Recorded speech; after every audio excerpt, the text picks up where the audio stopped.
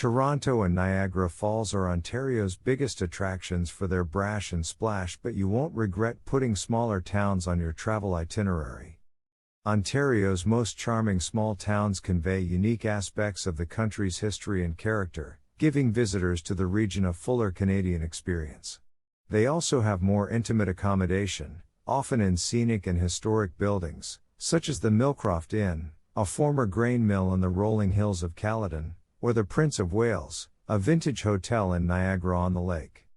Elora, for example, is situated alongside the rushing Grand River and perched above the Elora Gorge. It features beautiful stonework dating to the 1800s, and many of the original buildings have been transformed into boutiques and restaurants.